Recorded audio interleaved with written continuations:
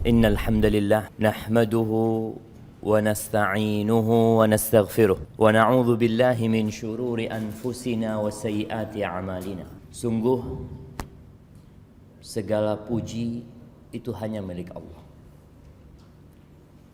Kita senantiasa memuja dan memuji. Meminta pertolongan juga hanya kepada Allah. Memohon ampun atas dosa-dosa, kesalahan-kesalahan yang hampir tidak pernah berhenti kita lakukan. Dan kita juga berlindung kepada Allah dari kejahatan jiwa kita yang senantiasa membisikkan perkara-perkara yang buruk. Dan kita juga berlindung kepada Allah dari keburukan amal kita. Jadi kemarin hari Rebu itu dikenal dengan Rebu apa? Rebu Wekasan. Diyakini bahwa Rebu itu tempat turunnya bala. Sebenarnya yang menyebabkan bala turun itu adalah dosa. Jadi kita berlindung kepada Allah dari kejahatan jiwa kita dan keburukan amal kita. Berkaitan dengan Rebu Wekasan, Rasulullah SAW mengatakan la safar. Enggak ada keyakinan sial dengan bulan Safar itu enggak benar. Semua bulan adalah bulan kebaikan. Hanya saja sebagian bulan itu lebih baik dari bulan yang lainnya. Man yahdillah fala mudhillalah. Barang siapa yang diberi petunjuk oleh Allah, maka tiada satu pun yang dapat menyesatkan. Kita ini perlu bersyukur sama Allah bisa hadir di masjid ini.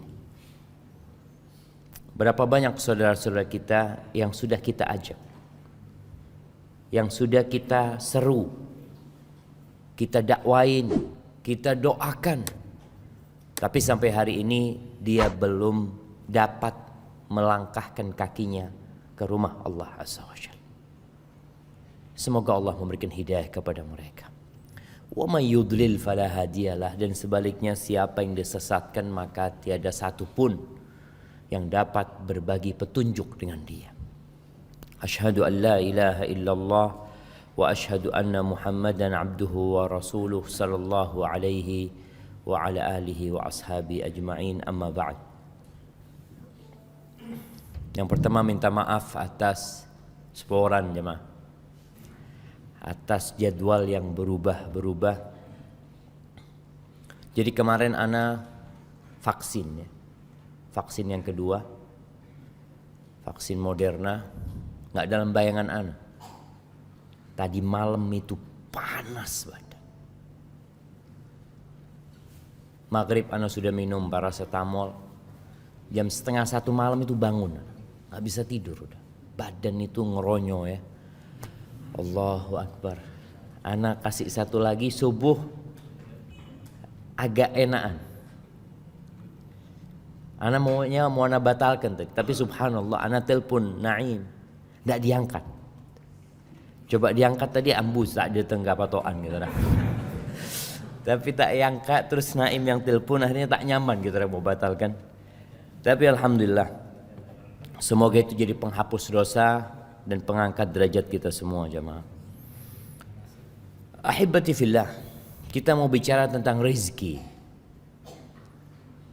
yang menjadi, kalau minum pakai tangan yang bagus. Nah, rezeki ini menjadi kegalauan buat banyak manusia. Ya, kita semua bekerja dalam rangka mencukupi biaya hidup. Yang belum nikah kepingin segera nikah, tapi harus endi pese. Mafi fulus. Siapa yang mau zuatkan jemaah? Walaupun di masa pandemi ini sebagai pelajaran nyata bahwa ternyata walimah itu nggak butuh fulus banyak. Sampai sempat ketika pemerintah melarang di awal-awal itu walimah di gedung nggak boleh, akhirnya di rumah hanya 30 orang, Masya Allah. Kalau satu orang ngabi saya ketebu 1,5 juta, alhamdulillah 1,5 juta. Enggak, petok seket jemaah. Tok seket di harim sudah jemaah. Masya Allah. Iya, ini sesuatu yang sebenarnya mudah, tapi kita yang merepotkan diri kita.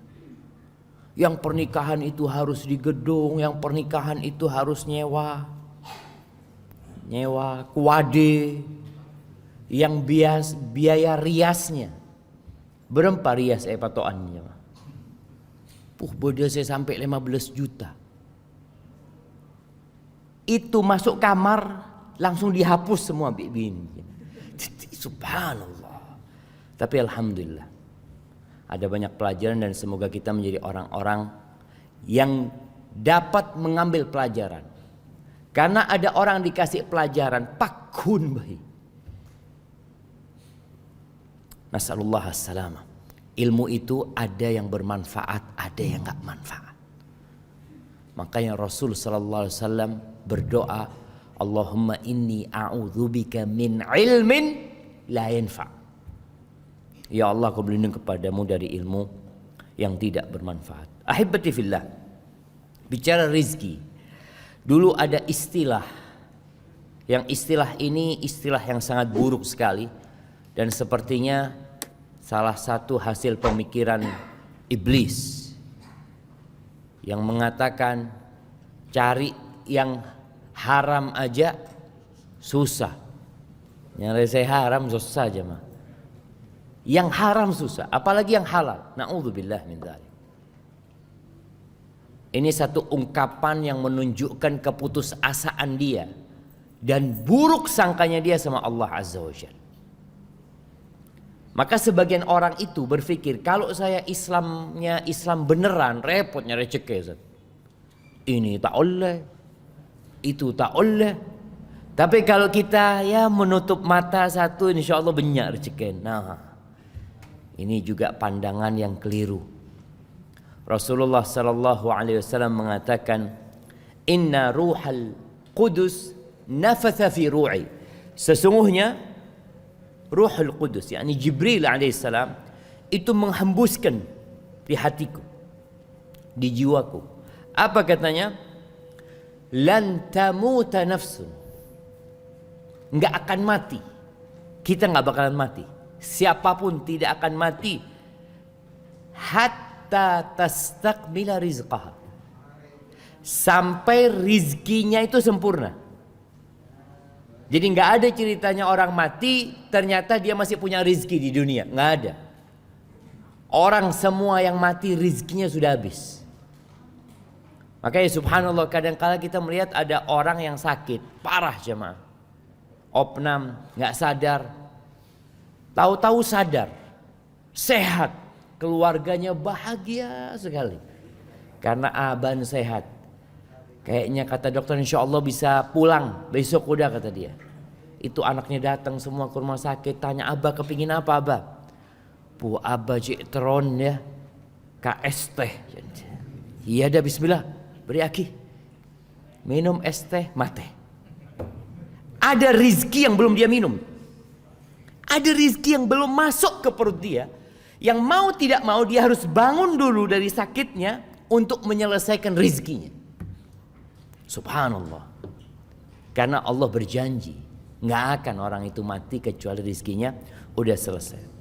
Wa ajmilu fit talab. Kata Nabi SAW, fattaqullaha wa ajmilu fit talab. Bertakwalah kepada Allah dalam mencari rizki, dan carilah rizki dengan cara yang baik.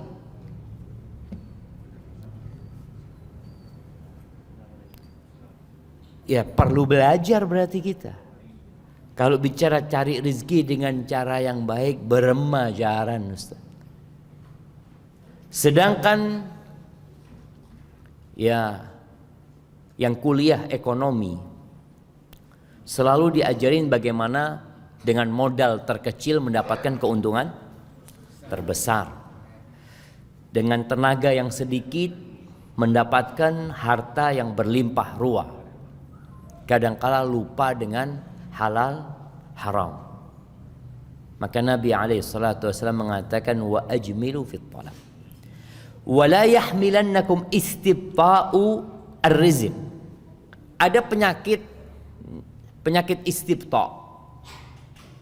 Istibta' ini mak tak kisogi saya. Mak Roma sampai sekarang tak dedi. Jadi merasa ada yang lambat gitu rezekinya. Sohibnya sudah sukses, sohibnya berhasil, mak saya enggak gitu loh. Perasaan ini kadangkala menyebabkan orang itu ala an tatlubuhu fi ghairi ta'atillah. Akhirnya orang ini salah jalan. Gara-gara penyakit itu dia melakukan riba. Ini karena istibta' tadi, merasa lambat gitu loh. Ustaz, montak ngakui riba tak bisa di Roma Ustaz. Itu ada dalam bayangan orang. Tak bisa Ustaz. Tak kira saya di sepeda motor montak riba. Oh, berarti orang-orang kapi riba itu. Pada kapi saya Ustaz. Jadi kadang-kala sebagian orang itu berpikir seperti itu. Maka kata Nabi SAW, jangan sampai kena penyakit itu. Akhirnya kita salah jalan lagi. Fama indallah la yu'khad illa bi ta'atihi. Yang di sisi Allah itu tidak dapat diraih kecuali dengan ketaatan kepadanya. Jadi ahibbati fillah, bicara ekonomi, bicara rizki, kita tahu bahwasanya saya beri rezeki ini siapa? Allah Azza wa Jalla. Bukan tempat kerja kita. Dan pandemi ini juga membuktikan berapa juta orang yang di PHK. Ternyata audit ya mah. Kalau pikiran kita PHK mati langsung, tak di rezeki. Enggak. Yang ngasih rezeki bukan tempat dia kerja, bukan perusahaan itu. Innallaha huwar razzaq dzul quwwatil matin. Allah pemberi rezeki. Dialah yang maha kuat dan maha perkasa. Wa fis samaa'i rizqukum wa ma tu'adun. Di mana rezeki kita? Di atas sana jemaah. Dan apa yang dijanjikan kepada kalian? Ahibati fillah, kita tidak hidup sendirian di muka bumi ini. Enggak. Ada banyak semut yang hidup bersama kita. Siapa saya beri rezeki jemaah? Kabilis itu jemaah. Mak ben laku saya acolon entah ke mana jangan. Pada rezeki itu. Kita lihat burung yang berterbangan. Tiap hari kita lihat. Apakah pemerintah daerah Situbondo ngurusin itu burung? Sebagian orang tidak diurusin. Apalagi burung. Ya, coba cukup saya beda tasik. Siapa saya beri ngakan? Apa departemen perikanan berlaku entar kata saya beri ngakan? Cukup. Saya beda mengabi cukup tasik. Bagaimana mereka terus mengeksploitasi. Pernahkah orang-orang berpikir siapa yang ngasih rezeki sama ikan-ikan ini? Allah Rabbul Alamin.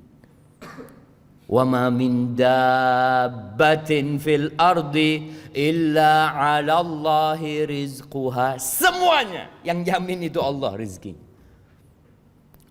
Maka agama kita hadir bukan untuk mempersulit cara mencari rizki. Agama kita datang dengan kemudahan. Inna hadzal din yusr. Agama ini mudah, benar-benar mudah kata Nabi SAW. Wa ma ja'ala 'alaikum fid din min haraj. Kata Allah, Dia tidak menjadikan kesulitan dalam beragama ini. Subhanallah, tidak ada. Kalau kita membandingkan yang halal sama yang haram, selalu lebih banyak yang halal. Cobalah entar ke pasar, siapa kasih full 1 juta, belikan 10 barang haram di pasar patokan sini. Kira-kira dia datang bawa berapa barang yang haram? Apa yang ada di pasar saya haram jemaah? Babi mungkin? Nggak ada. Tak ada babi. Terus darah dede. Lambuk waktu saya mondok itu. Entar ke pasar benda besar. Yang nama nak kena pondok pas aburung. Beda hati jamaah. Beda hati jangan. Sengak itu benih hati itu. Subhanallah. Itu satu. Terus apa lagi jamaah? Khamar mungkin. Ya. Terus apa lagi? Sulit kita cari barang haram. Sulit. Coba. Tapi saya haram ini banyak pesen Ustaz. Ingat sabu-sabu. Sabu-sabu ini 1 gram berapa? Lebih larang dari emas kan jemaah. Nah. Disinilah godaannya manusia. Pada hakikatnya yang halal itu banyak, yang haram itu sedikit. Karena hukum asalnya segala sesuatu itu halal kecuali yang ada dalil yang mengharamkan. Dan kita tahu doa yang sering dibaca Nabi SAW. Apa doanya jamaah? Yang sering dibaca Nabi SAW.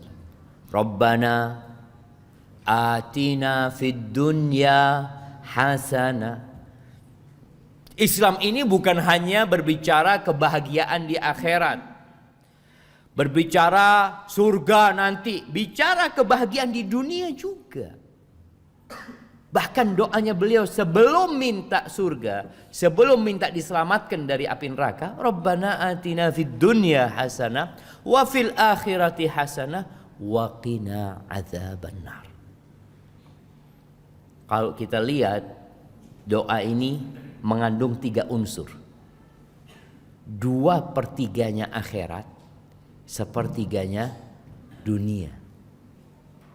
Tapi secara realita, apakah 2/3 waktu kita buat akhirat kita, yang 1/3 buat dunia, atau semuanya buat dunia, mun bede bekto, baru urusan akhirat. Kayak kajian.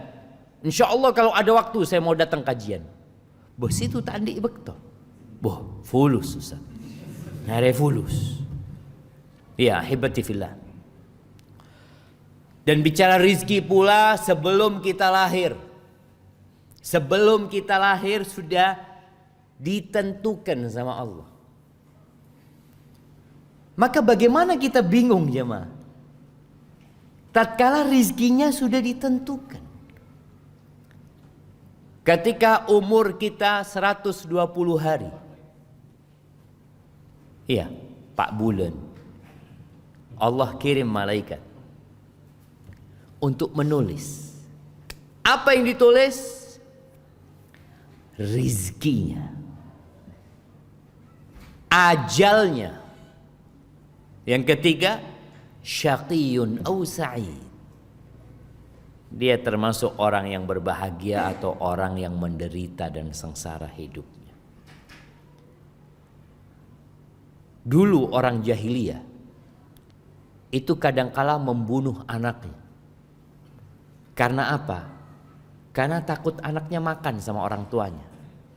Orang tua kadangkala mikir, ana Ustaz, ana ini dimakan sendiri aja gak cukup Ustaz. Berema mun endi anak. Kan orang berpikir berema saya ini akan sipi tak cukup Ustaz. Makanya orang-orang jahiliyah dulu membunuh anaknya. Allah mengatakan wala taqtulu auladakum min imlaq au khasyata imlaq dalam ayat lainnya. Jangan kalian bunuh anak kalian karena kelaparan. Jangan pula karena khawatir kelaparan. Allah mengatakan nahnu narzuquhum wa iyyakum. Ketika bicara khawatir kelaparan, Allah katakan kami yang kasih rizki sama anak-anak kalian. Bukan kalian yang kasih rizki sama anak-anak kalian. Kami, kata Allah Azza wa Jalla. Dan kalian pun makan rizki dari Allah Azza wa Jalla. Maka subhanallah, bicara rizki ini, di dalam hadis Nabi SAW mengatakan lau anna ibna Adam haraba min rizki kama yahrubu minal maut la adrakahu rizkuhu kama yudrikuhul maut. Andai kata manusia ini lari dari rizkinya seperti larinya dia dari kematian, kita akan takut bi mati. Kalau ada orang yang lari dari rizkinya, sebagaimana lari dari kematian, maka rizkinya akan mendapati dia sebagaimana kematian akan mendapati dia. Subhanallah, orang Islam itu seharusnya hidupnya tenang. Bicara bagaimana cara mencari rizki. Bismillah. Jemaah, ada sebuah kitab kecil ya,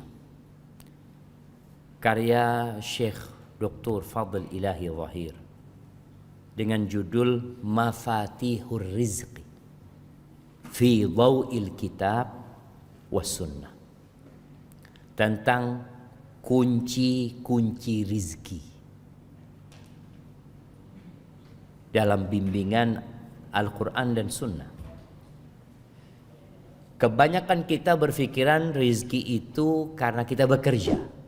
Mon ta'alako ta'oleh. Rizki itu ada dua. Rizki yang mencari kita dan rizki yang kita cari. Rizki yang mencari kita contohnya apa? Badia saya telepon. Kak Abbas, Masya Allah. Bas, saya transfer 50 juta. Hadiah, Masya Allah. Kan tak esare itu jemaah. Hadiah itu ada yang nyari hadiah jemaah. Tahu-tahu kita di rumah ada yang naruh roti. Assalamualaikum. Subhanallah jemaah. Anak kalau ingat ini ya, kemarin hari apa? Ada yang ketuk rumah jam 2 siang. Anak capek, nggak bisa bangun. Aduh, nggak tahulah siapalah. Subhanallah, pas mau sholat asar ada roti digantung di pintu. Nggak ada yang ngambil jemaah. Arti kalau rizki kita akan sampai. Jadi ada rizki yang mencari kita. Enggak warisan. Dicari apa mencari warisan jemaah? Mak tak temate abah ini ya. Ada ceretan. Bicara, tahu-tahu anaknya mati duluan sebelum bapaknya. Banyak kayak gitu kita lihat. Yang dia berharap pembagian rezeki tapi ternyata dia mati duluan. Jadi ada rezeki yang memang kita nggak bisa mencarinya. Dicari sama rezeki itu. Ada rezeki yang diusahakan. Tapi ada beberapa cara mencari rezeki selain usaha. Usaha kita diperintahkan nama Allah Azza wa Jalla. Allah mengatakan huwallazi ja'ala lakumul arda dhalulan famshu fi manakibiha wa kulu min rizqi. Kita diperintahkan untuk berjalan di muka bumi ini, keluar dari rumah, alako, kerja apa aja. Kita diperintahkan sama Allah. Bahkan selesai salat Jumat, apa kata Allah Jalla Jalaluhu? Fa idza qudiyatis shalah fantashiru fil ard wabtaghu min fadlillah wadhkurullaha katsiran la'allakum tuflihun. Kalau selesai Jumatan ngapain? Tetap duduk di masjid, awirid sampai lakuna? Enggak, kata Allah. Silahkan kalian keluar dari masjid. Silahkan. Nganu apa? Wabtaghu min fadli, mencari karunia Allah. Tadi ada rezeki yang harus diusahakan. Alako orang itu. Wadhkurullaha katsiran. Tapi jangan lupa, kalian harus sering ingat sama Allah. Memperbanyak zikrullah agar kalian beruntung. Baik. Di sini disebutkan ada 10 kunci rizki. Atau ana tambahkan 11. Yang pertama, istighfar dan tobat. Yang kedua, bertakwa kepada Allah. Yang ketiga, bertawakal kepada Allah. Yang keempat, konsentrasi ibadah, fokus ibadah buat Allah. Yang kelima, berangkat haji dan umrah. Terus berangkat haji dan umrah. Kemudian yang keenam, silaturahim. Yang ketujuh, berinfak, bersedekah. Yang kedelapan, berinfak atau membiayai para penuntut ilmu. Membiayai, memberikan beasiswa kepada para penuntut ilmu agama. Yang kesembilan, berbuat baik kepada orang lain, khususnya orang-orang yang lemah. Yang kesepuluh, beliau menyebutkan hijrah di jalan Allah Jalla Jalaluh. Dan yang ke-11, berdoa, memohon kepada Allah Azza wa Jalla. Baik, entah apakah kita bisa membahas semuanya, kita lihat waktunya. Yang pertama, kalau bicara istighfar dan bertobat. Apa artinya istighfar? Memohon ampun, bertobat kepada Allah. Kalau istighfar itu astagfirullah, astagfirullah, astagfirullah. Bertobat itu ada syaratnya. Apa syaratnya tobat? Bukan sekedar ucapan, tapi harus ada penyesalan atas dosa yang dilakukan. Setelah menyesali perbuatan dosa itu, syarat yang kedua, meninggalkan perbuatan dosa itu. Karena ada orang meninggalkan perbuatan dosa bukan karena menyesal, tapi karena pandemi, karena takut bi corona. Iya, na'udzubillah, seperti pelacur-pelacur. Itu di masa pandemi ambu jemaah. Apakah karena bertobat? Bukan, karena takut bi corona. Iya, sebagian orang seperti itu. Maka kita perlu fahami, orang yang meninggalkan dosa belum tentu bertobat. Belum tentu. Boleh jadi dia meninggalkan dosa itu ya karena ada sebab lainnya. Kalau bicara tobat, dia menyesali, kemudian meninggalkan perbuatan itu. Yang ketiga, bertekad untuk tidak mengulangi. Bertekad untuk tidak mengulangi, bukan tidak mengulangi. Karena ada orang berbuat dosa, ana sudah tobat Ustaz, tapi nanti berapa waktu boleh Ustaz, ana tobat lagi. Kalau tobat yang pertama benar, syarat dan ketentuannya terpenuhi, insya Allah diterima tobatnya sama Allah Azza wa Jalla. Walaupun dia nanti ngulangin lagi. Ada satu syarat tambahan. Kalau yang kita lakukan adalah sebuah kezaliman, dosanya itu kezaliman kepada orang lain, maka kita perlu minta maaf sama orang itu.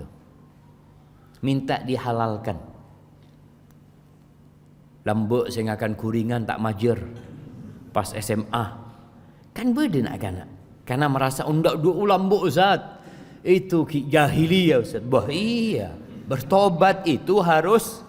Kalau kita mengambil hak orang lain, maka kita perlu kembalikan hak orang lain itu. Atau kita minta maaf, dihalalkan. Jangan pernah berpikir, sudah anak kan sudah tobat. Syarat tobatnya ada tambahannya. Engkau perlu minta maaf sama orang itu. Dulu anak waktu SMA itu jagoan Ustaz. Ada yang biasanya malakin sohibnya, mari lulus. Terus dia bertobat. Berarti dia punya kesalahan kepada orang-orang yang dia zalimi. Syaratnya dia perlu minta maaf sama orang itu. Ahibati fillah. Secara umum sebenarnya istighfar itu mengandung keinginan bertobat kepada Allah Azza wa Jalla.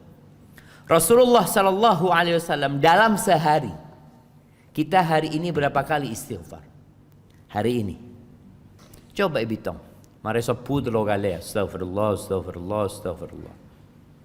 Mari Jumatan 3 kali. Mari Asar 3 kali. Kare Maghrib Isya berarti berapa kali? 15 kali.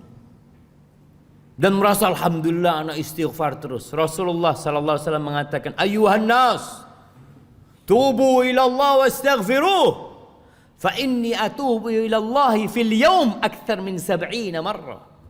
Wahai umat manusia, kalian bertobatlah, beristighfarlah, minta ampun sama Allah Azza wa Jal. Sesungguhnya aku dalam sehari istighfar dan tobatku itu lebih 70 kali. Itu Nabi kita Muhammad alaihi salatu wassalam.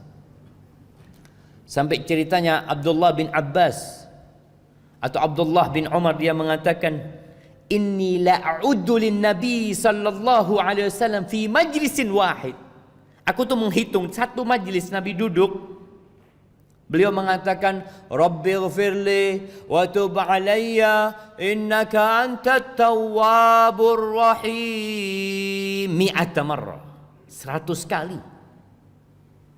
Jadi kadang-kala Nabi duduk itu kalau nggak ngomong, ngapain beliau? Beliau istighfar 100 kali. Ini sekali duduk alaihi salatu wassalam. Dan bagaimana istighfar menjadi pintu rizki atau kunci pembuka rizki. Allah Jalla Jalaluh berfirman di surat Nuh. Jadi Nabi Nuh ketika berdakwah ada yang namanya targhib wa tarhib. Bagaimana memotivasi orang itu untuk kembali kepada Allah dengan memberikan janji-janji yang indah. Dan dengan memberikan peringatan. Di antara yang diucapkan oleh Nabi Nuh, ya Allah jemaah. Berapa tahun Nabi Nuh berdakwah jemaah? 950 tahun. Itu dakwahnya, bukan umurnya. Itu dakwahnya. Berapa orang yang masuk Islam dari umatnya Nabi Nuh? Berapa jemaah? Nah, kata Allah, wa ma amana ma'ahu illa qalil. 950 tahun tidak beriman kepadanya kecuali qalil, sedikit ya. Ibnu Abbas menyebutkan 80 orang cuma. 80 orang. Kalau tiap tahun dapat 1 orang, seharusnya 950 orang. Ini 950 tahun dapatnya 80 orang. Tiap berapa tahun nambah 1 orang saja? 15 tahun kira-kira. Allahu Akbar. Di antara yang Nabi Nuh katakan kepada mereka di surat Nuh ayat 10 sampai 12, faqultu astaghfiru rabbakum innahu kana ghaffara. Aku katakan kepada mereka, wahai Rabbku, minta ampunlah kalian kepada Rabb kalian. Allah itu Maha Pengampun. Allahu Akbar. Iya. Di antara nama Allah itu Ghaffar, Ghafur, Ghafiridz dzamb wa Qabilit taub. Wallahi kalau kita datang menjumpai Allah dengan sepenuh bumi ini dosa, lalu kita minta ampun, diampuni enggak sama Allah Azza wa Jalla? Diampuni. Maka Nabi Nuh berusaha untuk menyentuh hati orang-orang yang sudah ratusan tahun menolak dakwahnya. Kalian minta ampun, Allah ampuni dosa kalian. Bagaimana Amr bin As ketika dia masuk Islam? Amr bin As ini termasuk tokoh yang menghambat jalannya dakwah sebelum dia masuk Islam. Sampai ketika sahabat Nabi hijrah ke Habasyah, Amr bin As datang ke Najasyi. Dia meminta kepada Raja Najasyi untuk mengembalikan orang-orang muslimin ke Mekah. Itu Amr bin As. Sampai seperti itu jahat. Ketika dia masuk Islam, dia mengatakan kepada Rasulullah SAW, ya Rasulullah, aku mau masuk Islam tapi punya syarat. Apa syaratmu? Syaratku Allah ampuni yang telah berlalu. Subhanallah. Takut Amr bin As. Mun saya masuk Islam, dosan saya pak gune catet saya lambok. Ya dia tahu dia punya dosa besar gitu.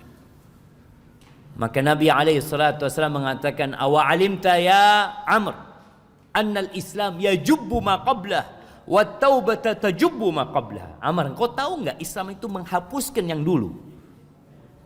Jadi 0 ketika kau masuk Islam, dan taubat itu menghapuskan yang telah lalu. Kemudian kata Nabi Nuh, yursilis samaa'a alaikum midrara. Allah akan kirimkan kepada kalian Air hujan yang terus-terusan dan bermanfaat buat kalian. Itu kalau kita banyak istighfar, Allah kirimkan air hujan. Situ Bondo ini termasuk yang jarang hujan. Sebagian kita Ustaz, memang daerahnya jarang hujan. Yang punya situ Bondo siapa? Allah Jalla Jalaluh. Allah yang mengatur rezeki itu. Minta sama Allah dengan istighfar, Allah kirimkan air hujan. Wa yumdidkum bi amwal wa banin. Bukan cuma air hujan, Allah akan limpahkan kepada kalian harta. Dengan istighfar, Allah akan tambahin harta kalian dan anak-anak kalian. Wa yaj'al lakum jannatin wa yaj'al lakum anhar. Allah akan buatkan buat kalian taman-taman, kebun-kebun, sungai-sungai. Itu janji Allah Azza wa Jal. Wallah la yukhliful mi'ad. Dan Allah tidak pernah ingkar janji. Ahibati fillah, disebutkan bahwa Umar bin Khattab, ana izin minum dulu jemaah. Bismillah.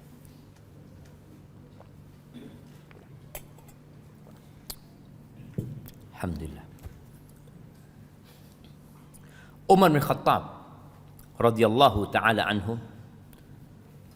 sebagaimana diriwayatkan oleh Asy-Sya'bi, Umar ini minta hujan. Falam yazid 'alal istighfar hatta raja. Apa yang dilakukan Umar? Dari mulai keluar rumahnya sampai dia ke tempat sholat istisqa, yang dilakukan Umar cuma istighfar. Astaghfirullah, astaghfirullah, astaghfirullah, terus. Faqila lahu ma sami'nak istaqait. Kok kami tidak mendengar engkau minta hujan? Kami enggak mendengar engkau minta hujan. Minta apa Umar? Minta ampun, bukan minta hujan.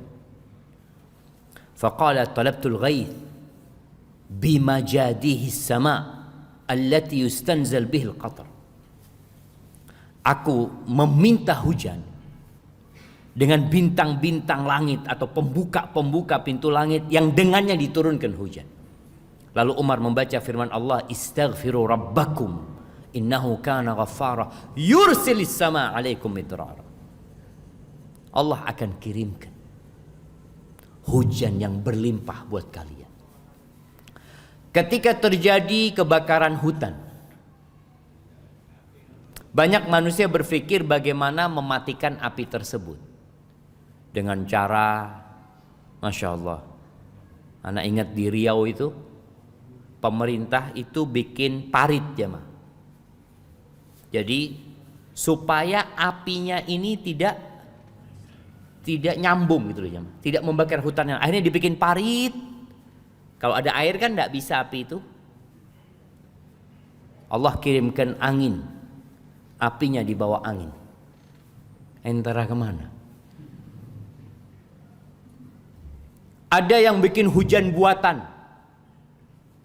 Pakai apa? Pakai pesawat, pakai helikopter ya, atau garam atau apa kata mereka yang di awan itu. Masya Allah, dente beda angin. Awannya pergi ke tempat lain, hujannya bukan di situ, tempat lain.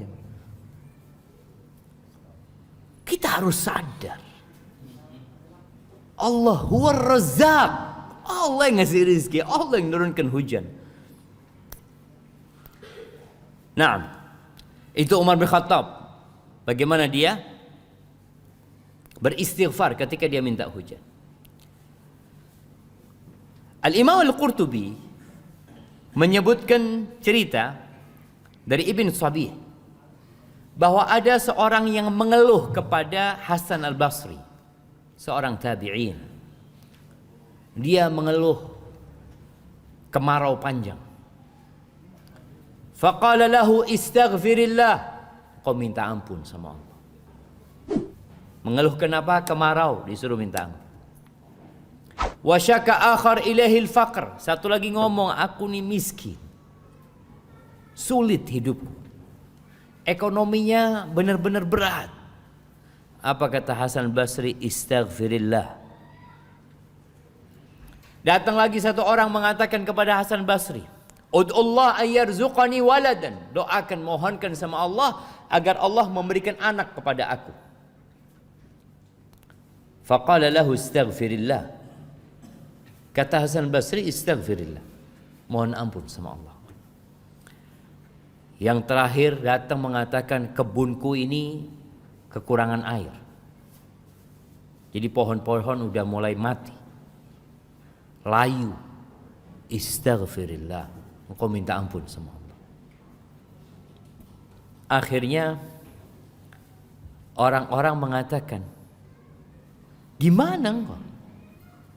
Orang-orang mengeluh dengan problematika yang beragam, jawabanmu cuma satu, istaghfirillah. Maka pizoro istighfar.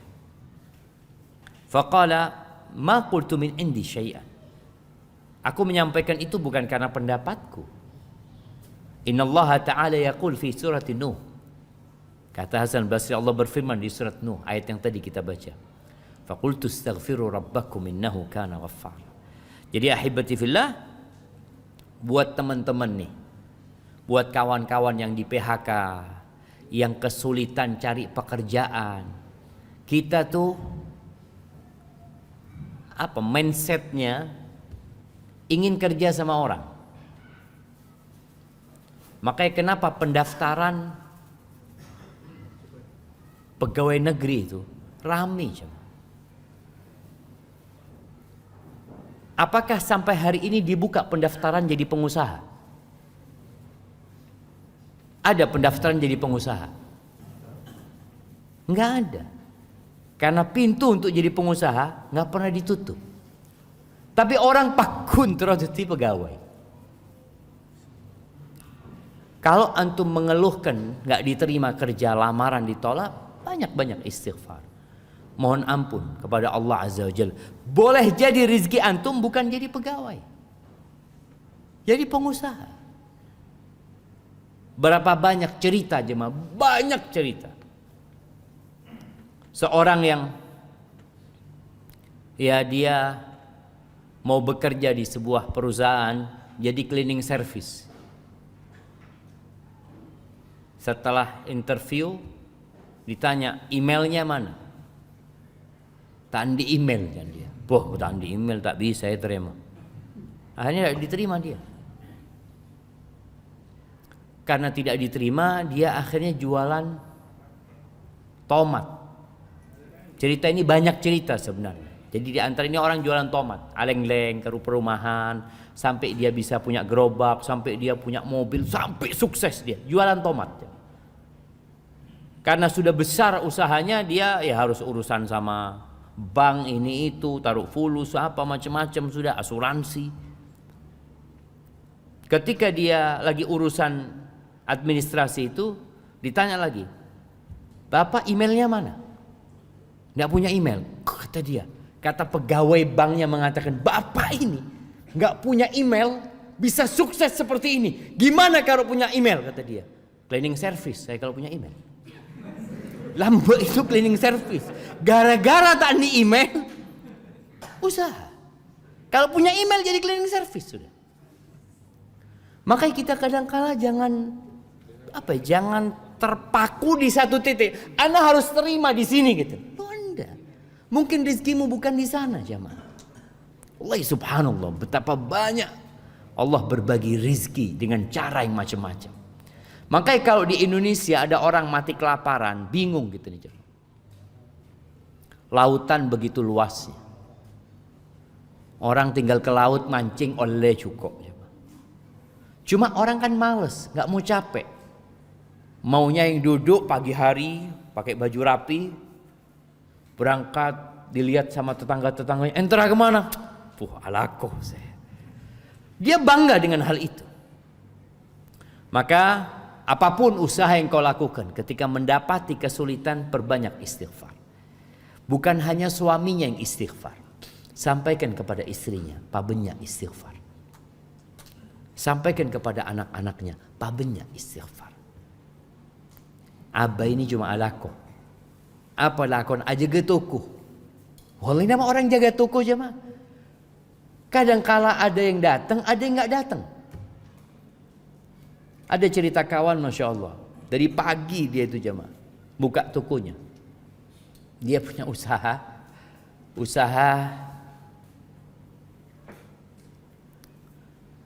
ngepres pelek-pelek yang apa?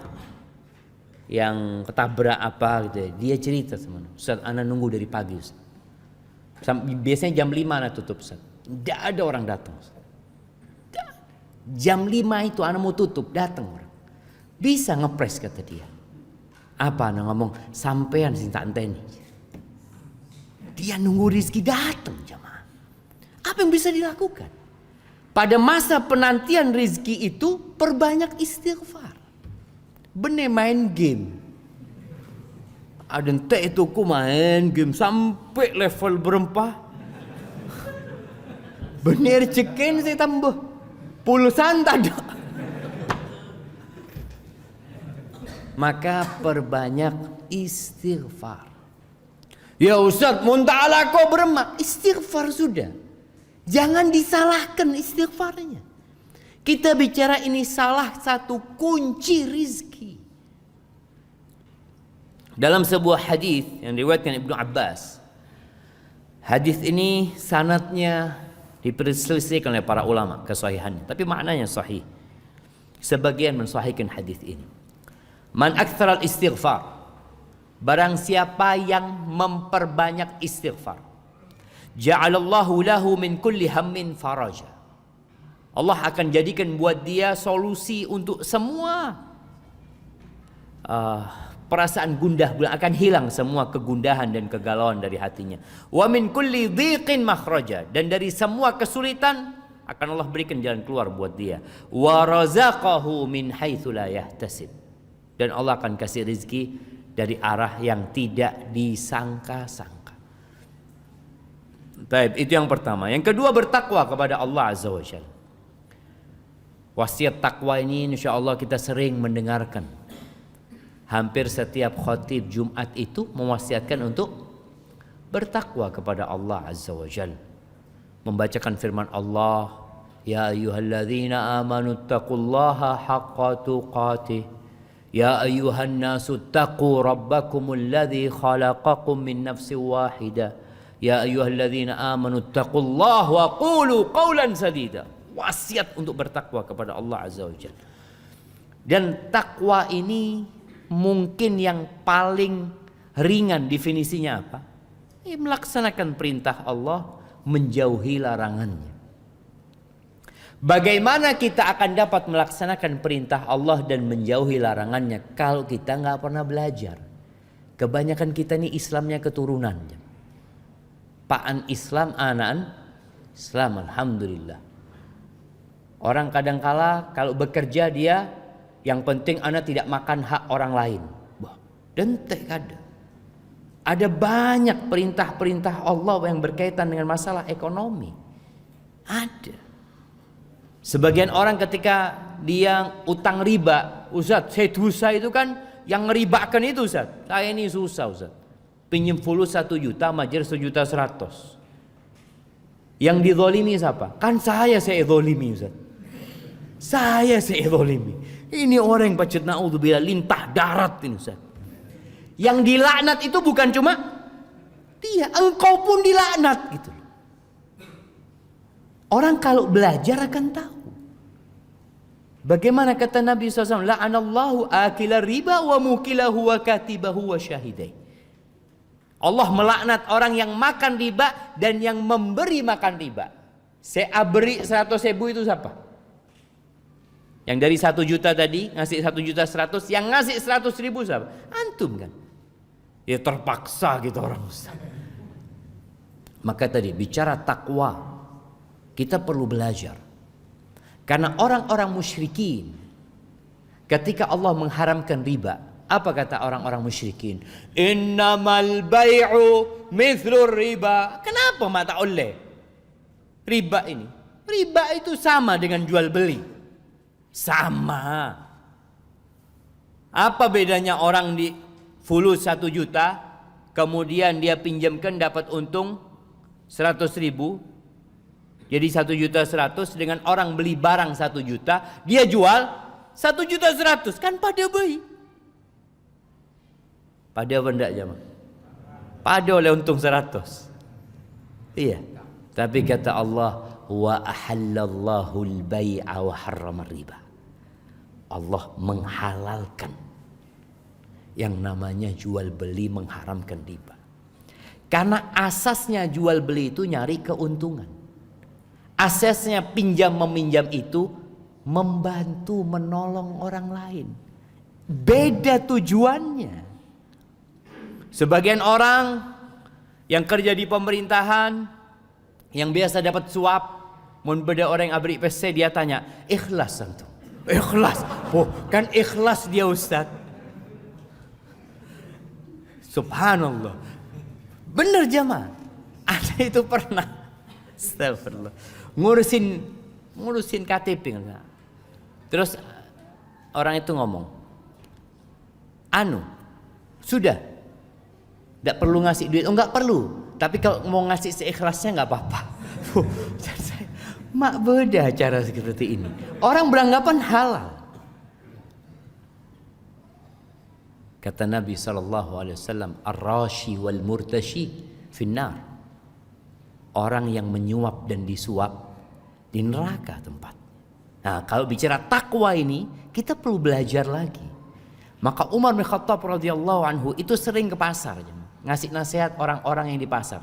Tafaqahu, kalian ini para pedagang tolong belajar fikih muamalat. Belajar bagaimana jual beli. Supaya tidak terjebak dalam dosa. Makanya ada orang yang rizkinya nggak berkah, dia tanya, kenapa Pak Ustadz ya? Saya oleh PC banyak, cuma yang anak sakit, yang urusan ini, itu habis uang. Bertakwa kepada Allah Azza wa Jalla dengan menjalankan perintahnya dan menjauhi larangannya. Allah berfirman di surat At-Talaq. Nih surat At-Talaq ini surat perceraian. Biasanya kalau orang bercerai itu bingung, apalagi seorang istri. Seorang istri yang selama ini sebagai ibu rumah tangga. Kalau diceraikan, dia itu kan beremah saya nggak kerja Pak Ustaz. Allah berfirman, "Waman yattaqillah yaj'al lahu makhrajan wa yarzuqhu min haitsu la yahtasib." Barang siapa yang bertakwa kepada Allah, Allah akan kasih solusi. Dan Allah akan berikan rizki dari arah yang tidak disangka-sangka. Ana baca berita tadi kalau nggak salah atau kemarin, ada seorang laki-laki yang membakar rumahnya sendiri, stres, depresi karena bercerai atau ditinggal sama istri. Haibati fillah, bertakwalah kepada Allah. Allah akan kasih solusi, rizki dari arah yang tidak disangka-sangka. Allahu Akbar ya. Bagaimana kalau kita melihat di masa pandemi ini orang-orang yang kesulitan secara ekonomi, tapi tahu-tahu Allah bukakan pintu rezeki yang lainnya buat dia. Anak punya usaha tutup Ustaz gara-gara PPKM Ustaz. Tapi alhamdulillah Ustaz, bedewi rezeki itu Ustaz. Masya Allah. Hadal yakin bahwasanya yang memberikan rezeki adalah Allah Jalla Jalaluhu. Ahibati fillah, itu bicara skala personal ya. Bicara skala negeri. Kita kalau melihat Indonesia ini ya sedih kalau bicara pertumbuhan ekonomi ya, begitu rendahnya.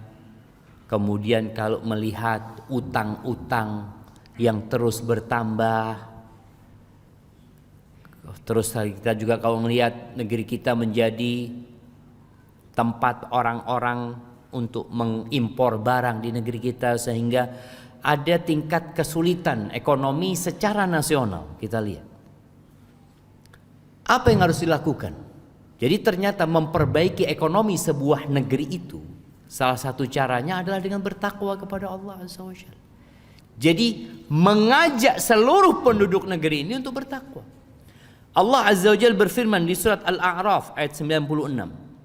Allah mengatakan, walau anna ahlal qura amanu wattaqau, andai kata penduduk negeri itu beriman dan bertakwa. Beriman, melaksanakan perintah Allah, menjauhi larangannya, dapat apa? La fatahna alaihim barakatin minas samai wal ard walakin kadzabu fa akhadnahum bima kanu yaksibun. Kami akan bukakan pintu berkah dari langit dan bumi. Allah yang akan membukakan berkah. Berkah ini sesuatu yang baik dan tumbuh dan terus ya nggak habis. Kalau kita melihat bumi Indonesia subur, hasil bumi juga begitu beragamnya. Tapi kenapa banyak orang Indonesia jadi TKI di negeri orang? Kenapa jamaah? Sampai ada orang Saudi. Orang Saudi itu suka meledek orang Indonesia, nggak semuanya. Maksudnya ketika ada pembantu, ya apa, kamu kok sampai kerja di sini berarti negerimu itu susah macam-macam. Dulu belum ada internet jamaah. Ketika orang Arab ini datang ke Jakarta, berangkat ke puncak, negerimu ini surga kata dia. Kok bisa kamu kerja di Saudi itu kata dia. Yang Saudi kepingin di Indonesia, yang Indonesia ke Saudi kata dia. Surga. Masalahnya berkah itu hilang kadang-kala. Jadi dulu kita waktu SD belajar sebuah peribahasa yang mengatakan tikus mati kelaparan di lumbung padi. Berema jemaah. Tikus mati kelaparan di lumbung padi. Kalau mati kekenyangan wajar. Ini kelaparan. Maka Allah sudah kasih tahu. Kalau ingin maka bertakwalah kepada Allah Azza wa Jalla. Ahibati fillah, ada sebuah negeri di Yaman sana. Ini saya orang-orang Arab. Siapa yang pernah ke Yaman? Kenapa orang Yaman kok bisa nyampe Indonesia? Padahal Allah mencontohkan negeri Sabah itu sebagai negeri percontohan. Baldatun tayyibatun wa rabbun ghafur. Allahu Akbar. Jadi negeri Sabah itu kanan kirinya kebun. Kayaknya di Indonesia belum ada kayak gitu. Jadi orang di jalannya kanan kirinya semuanya kebun-kebun. Kalau kita mungkin sawah ya, ada sawah. Tapi kalau kebun harus dijagain, mendak elang kepi, harus dipagerin. Mereka itu masya Allah makmur sentosa. Kalau mau panen buah, mereka tinggal naruh keranjang jalan penuh yang namanya keranjang buah mereka. Fa'arafu. Tapi mereka tak ngedingaki. Dikasih nasihat, dikasih peringatan, suruh beribadah, suruh bertakwa. Allah kirimkan tikus, perak tikus. Mereka punya bendungan. Tikus itu tuh ngerogotin bendungan hancur. Gara-gara apa? Tidak bertakwa kepada Allah Azza wa Jalla. Maka agar negeri yang indah ini jadi berkah, kita perlu bertakwa kepada Allah Azza wa Jalla. Jadi jangan berpikir yang penting anak sendiri bertakwa lah. Kita harus mengajak orang lain juga bertakwa. Orang beriman itu ya kalau bisa jadi virus kebaikan. Di mana dia berada, dia mempengaruhi yang di sekitarnya. Karena jangan mengatakan terserah Ustaz kan nafsi-nafsi Ustaz. Tuh. Kalau bicara nafsi-nafsi, istrinya Nabi pernah bertanya kepada Nabi SAW, anahliku wa fina salihun. Apakah kita akan binasa, akan turun azab yang menghancurkan, padahal di tengah-tengah kita banyak orang soleh? Qala na'am, iya. Idza kathural khabath, kalau banyak terjadi kemungkaran, banyak terjadi kekejian, ada pembiaran, maka azab Allah turun bukan hanya kepada pelaku dosa. Negeri itu pun akan mendapatkan azab Allah. Walhamdulillah, anda lihat situ Bondo ini sudah perkembangan semakin bagus. Lombok nggak tahu sekarang jemaah, kayaknya berubah. Sungai-sungai itu banyak orang mandi telanjang. Sekarang sudah tidak ada kan? Nah, Anda tidak tahu. Sudah habis. Karya sekun nih, alhamdulillah. Ya alhamdulillah, artinya kan kita bersyukur kepada ada perkembangan. Dulu biasa aja mah. Padahal ustaz tak beda, kiain beda, santrena banyak. Kok ada pembiaran seperti itu? Oh, masalah khilafiyah, apaan saya khilaf? Orang mandi bengkang itu khilaf mana? Tak ada khilaf masalah. Subhanallah jemaah, astagfirullah. Baik, itu bicara bertakwa kepada Allah Azza wa Jalla. Di antara makna takwa itu adalah mengingat Allah, tidak melupakannya, kemudian bersyukur kepada Allah, tidak kufur kepadanya, taat dan tidak durhaka kepada Allah. La in syakartum la azidannakum. Kalau kalian bersyukur pasti aku tambah. Sebagian orang mengatakan, ya Ustaz, ana ini pakun Ustaz. Bersyukur sudah alhamdulillah, sholat duha, sholat malam, pusok pertama gitu orang Ustaz. Tapi pakun receken 2 juta Ustaz. Sebulan. Tambahannya di mana? Disinilah ada tambahan yang tidak terlihat jemaah. Tambahan berkah. Antum rizkinya seakan-akan tetap 2 juta, tapi antum tidak sakit-sakitan. Di sini seharusnya kalau antum dikasih sakit-sakitan 2 juta karena 1,5 juta. Obus, bisa obus 2 juta itu. Iya jemaah. Artinya kita tetap yakin ada tambahan Allah Azza wa Jalla di rezeki itu. Masya Allah. Ada orang ya minum susu benih beres, murus. Ada orang seperti itu. Baik. Kunci rezeki yang ketiga bertawakal kepada Allah Azza wa Jalla. Masya Allah. Bismillah.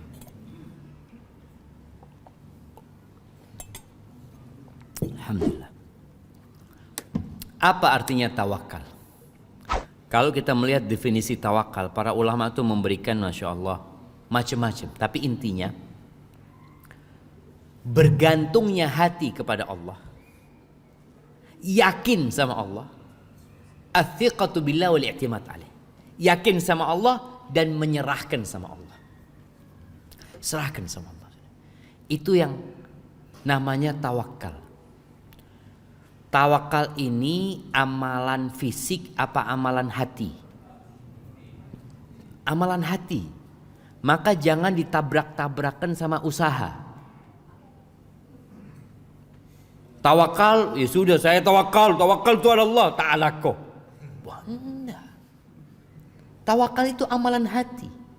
Walaupun engkau punya uang 1 miliar, jangan tawakal kepada uangmu. Jangan mau aman kita orang beda tabungan 1 miliar. Oh itu berarti mulai bergantung kepada fulusnya. Allah bisa jadikan 1 miliar itu hilang. Kita punya dompet bawa fulus, ya apa? Aman, banyak pesen saya. Depak kaberung, elang dompet. Mungkin terjadi. Tapi serahkan sama Allah. Ini kita pakai masker. Beda saya tak maskeran, beda saya ngakui masker. Saya ngakui masker itu saat lemah tawakalnya. Tawakal itu amalan hati, bukan amalan fisik. Fisik tetap kita prokes ya, kita berusaha untuk jaga jarak. Tapi kita lihat ya, Nabi SAW pernah mengatakan la adwa. La adwa, nggak ada penyakit menular. Jangan sahabat beremai ini. Ya Rasulullah, tapi itu ceretan onta-onta saya sakit. Kalau dikumpulkan sama yang sehat, sakit kapi ya Rasulullah. Berarti kan ada penyakit menular. Kata Nabi SAW, waman yu'dil awal. Siapa yang membuat yang pertama terpapar penyakit itu? Ya Allah, kata dia. Yang kedua pun Allah. Jadi penyakit itu bukan pindah dengan sendirinya. Mau-maunya dia saya mau pindah-pindah gitu. Enggak. Makanya kadang-kala kita ngelihat ada orang satu mobil, satu positif COVID, yang lainnya enggak jamaah. Mak bisa kata dia. Karena Allah yang memindahkan itu penyakit. Disinilah bicara masker itu usaha kita, tapi hati kita tetap bergantung sama Allah Azza wa Jalla. Ada orang yang terlalu bergantung sama prokes. Ini cerita Sohib di Jakarta. Ingat awal-awal COVID itu orang mau belanja ya, seram apa? Disinfektan ya, ini itu tak keluar rumah ya betul. Ini orang masya Allah nggak pernah keluar rumah. Kalau belanja online, dikirim ke rumahnya, suruh pergi, setelah itu disemprot jamaah. Semprot, sudah baru mereka makan. Satu keluarga positif COVID kepi. Mereka sampai bingung, beremah ceretan. Dari mana COVID ini?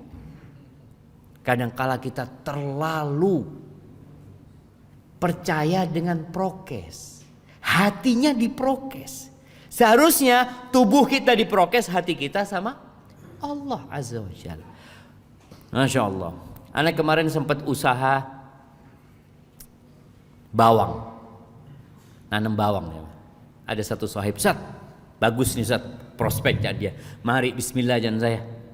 Akhirnya taruh fulus, dia cerita kayak gini Ustaz. Zen anak ngomong bismillah. Pas panen jamaah, datang Ustaz. Tidak seperti bayangan ternyata. Ya sudah beremah. Itulah jamaah, kita itu jangan terlalu yakin sama usaha kita. Kalau hitung-hitungan kan, hitung-hitungan insya Allah ini masya Allah. Ada satu sahib lagi, dia habis modal 10 juta, untung 48 juta jamaah. Tanam bawang, masya Allah jamaah. Akhirnya dia nyewa lahan lebih besar lagi, ada pesen kepi. Karena dia terlalu yakin sama usahanya, lupa sama Allah Azza wa Jalla. Tawakal. Maka Allah Azza wa Jalla mengatakan, "Wa man yatawakkal 'ala Allah fa huwa hasbuh." Barang siapa yang bertawakal kepada Allah, maka Allah yang akan mencukupinya.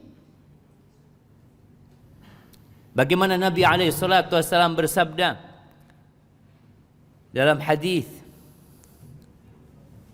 yang diriwayatkan oleh Imam Ahmad, "Lau annakum tawakkaluna 'ala Allah haqqa tawakkulihi la razaqakum kama yarzuqut tayr taghdu khimasan wa taruhu bithana." Kalau kalian bertawakal kepada Allah dengan sebenar-benarnya tawakal, bukan ngomong di lisan. Orang kan bisa ngomong bismillah tawakkaltu 'ala Allah, lisannya ngomong, tapi hatinya wallahu a'lam. Kalau kalian bertawakal kepada Allah dengan sebenar-benarnya tawakal, pasti Allah akan kasih rizki kepada kalian seperti Allah ngasih rizki kepada burung. Bukan burung yang dipelihara jemaah. Burung Singapura itu. Taghdu, pagi keluar lapar burung itu jemaah. Sore kenyang. Pernah nengku manuk ketik di kulkas jemaah. Di kulkas, di gudang beres tak ada. Tidak ada. Burung itu kulkas nggak punya, tabungan nggak punya. Aduh, mau tabungan Ustaz, jangan manuk. Kita ini wallahu a'lam lakun apa katanya besok. Tapi dia usaha. Pagi keluar. Apa ditanya burung itu? Kerjanya apa burung ini? Ngelamar kerja di mana? Ya enggak, pokoknya dia keluar nyari lako. Dan ternyata Allah kasih rizki. Apakah kita sudah tawakal seperti itu? Bukan berarti kita nggak boleh menabung. Boleh menabung. Ingat, tolong digaris bawahi, tawakal ini amalan hati. Usaha menabung ya. Kemudian kita mungkin punya celengan masa depan, nggak ada masalah, fadl. Rasulullah Sallallahu Alaihi Wasallam itu ketika perang Uhud, beliau pakai baju besi 2. Ini anak contohkan kepada teman-teman yang bicara vaksin. Sebagian nggak mau vaksin, tidak apa-apa tidak mau vaksin. Tapi vaksin ini seperti baju besi. Nabi SAW pakai baju besi. Apakah Nabi nggak tawakal? Tawakal beliau. Hatinya tawakal. Apakah kalau pakai baju besi nggak terluka? Nabi terluka SAW. Perang Uhud itu sampai patah gigi Nabi SAW. Sampai berdarah. Gelang-gelang baju besi itu masuk ke pipi Nabi alaihi salatu wassalam. Tapi itu sebagai bentuk perlindungan kita. Sisanya serahkan sama Allah azza wa jalla. Ketika Nabi hijrah, kenapa Nabi tidak hijrah langsung keluar dari Mekah di siang hari? Nabi sembunyi di Gua Thur 3 hari 3 malam. Apakah beliau nggak tawakal? Beliau tawakal. Tapi itu salah satu bentuk usaha. Allah ingin mengajarkan kepada umat manusia agar mereka terus berusaha. Allah boleh dan bisa memindah Nabi alaihi salatu wasallam dari Mekah ke Madinah naik buraq. Bisa. Tapi tidak. Ini untuk menunjukkan tetap kita usaha dan hati kita berserah diri kepada Allah Jalla Jalaluh. Baik, ahibati fillah. Kemudian yang keempat, tafarruq, fokus ibadah.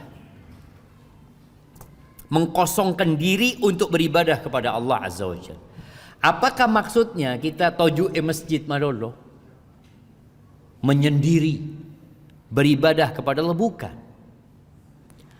Ada sebuah hadis ya, yang Rasul sallallahu alaihi wasallam mengatakan, innallaha ta'ala yaqul, sesungguhnya Allah berfirman.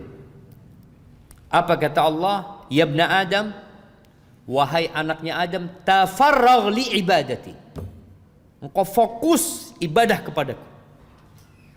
Amla sadraka ghinan. Aku akan penuhi dadamu dengan kekayaan. Wa asudda faqra. Aku akan tutupi kefakiranmu. Wa illa taf'al. Tapi kalau engkau tidak fokus konsentrasi ibadah buat aku, mala'tu yadaka syughlan.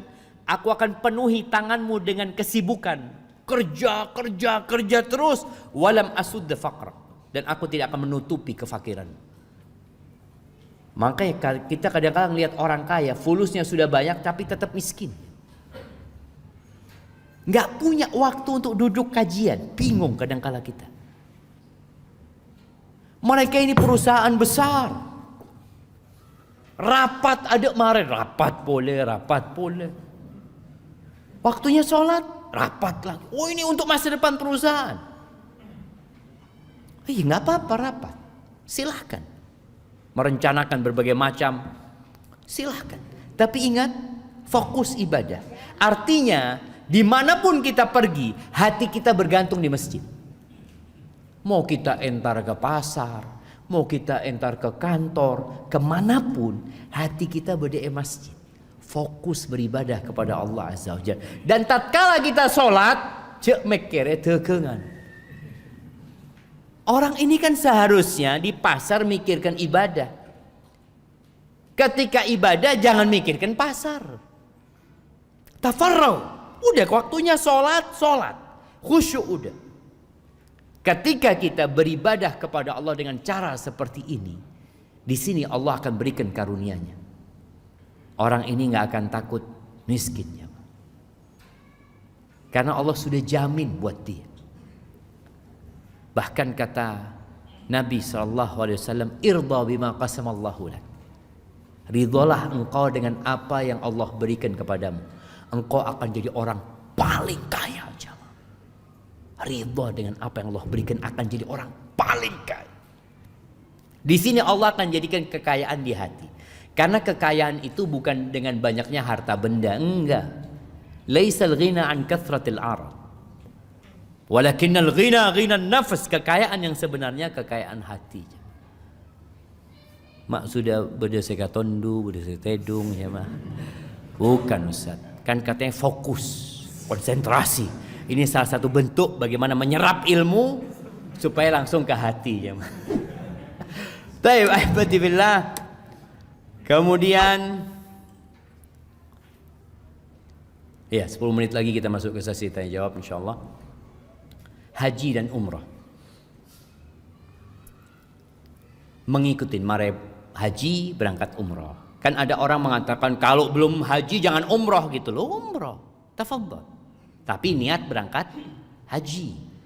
Karena berangkat haji ini nggak kayak berangkat umrah.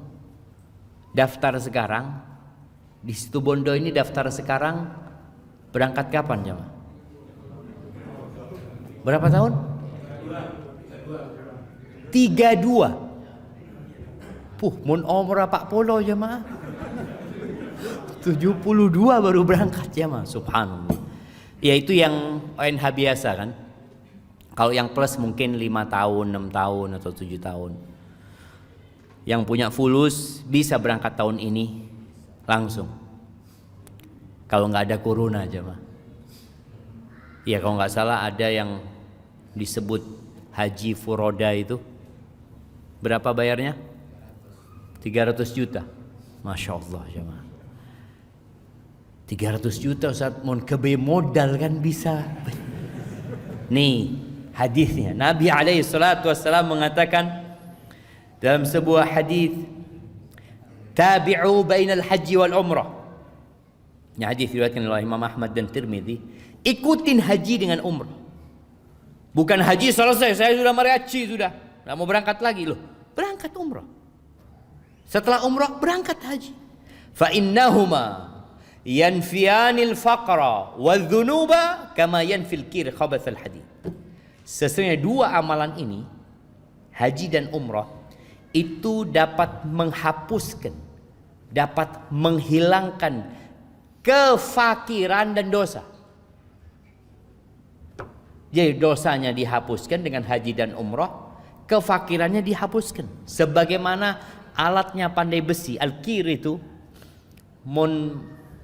di sini mungkin pakai jemaah, pakai apa?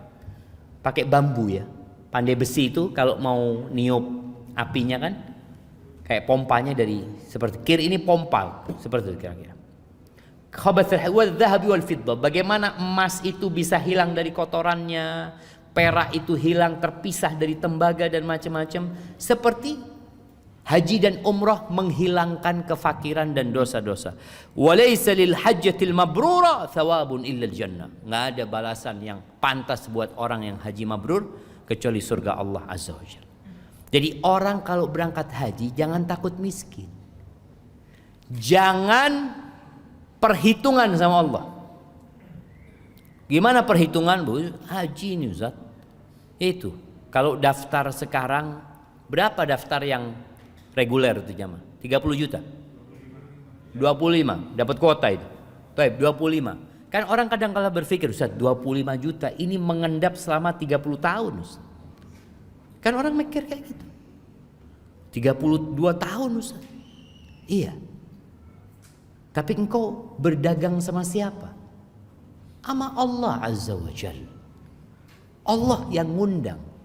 Ketika Nabi Ibrahim menyelesaikan bangunan Ka'bah, Allah mengatakan kepada Nabi Ibrahim, wa'adzin fin nasi bil hajj. Umumkan kepada orang-orang supaya berangkat haji. Kata Nabi Ibrahim, ya Rabb, anna yablughu sauti. Ya apa suara anak mau nyampai ke mereka gimana gitu loh. Innama 'alaikan nida' wa alayil bala. Engkau tugasmu panggil. Nabi Ibrahim kemudian berdiri di bukit Safa atau di bukit lainnya mengatakan, innallaha farada 'alaikumul hajj fahujju. Allah mewajibkan kepada kalian haji, berangkatlah haji. Suaranya Nabi Ibrahim itu sampai ke seluruh penjuru dunia. Sampai kepada yang masih ada di sulbi manusia. Jadi mohon beda orang disuruh haji lalu mengatakan belum dapat panggilan Ustaz. Kita panggil Ustaz. Sudah dipanggil, cuma tidak mau datang. Bangun toko, bangun rumah, beli mobil. 25 juta taruh di sana sebagai bukti kalau Anda mau berangkat haji ya. Nanti punya rezeki banyak, berangkat pakai ONH yang plus. Niatkan. Dan jangan takut berkurang fulusnya jemaah. Subhanallah.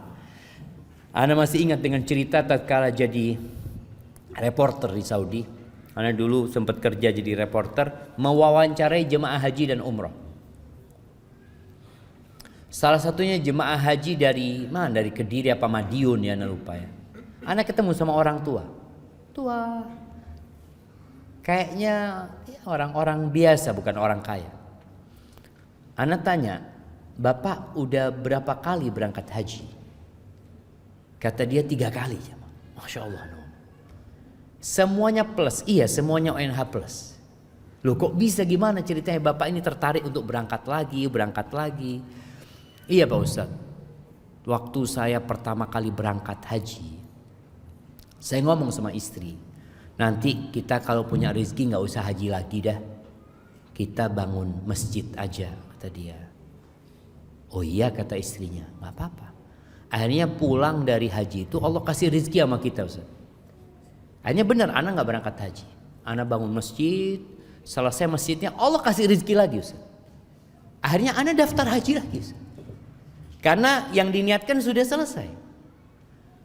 Haji, setelah haji yang kedua, ana ngomong sama istri, nanti kalau kita pulang haji, udah gak usah daftar haji lagi. Kalau punya rezeki kita ngaspal jalan di kampung aja, biar orang-orang itu enak aja. Bismillah, kata dia. Pulang Ustaz, kita dapat rezeki, kita aspal jalan di kampung. Allah kasih rezeki lagi, kita berangkat yang ketiga. Kita ini berdagang sama Rabbul Alamin. Rabbul Alamin, pemilik langit dan bumi ini jemaah.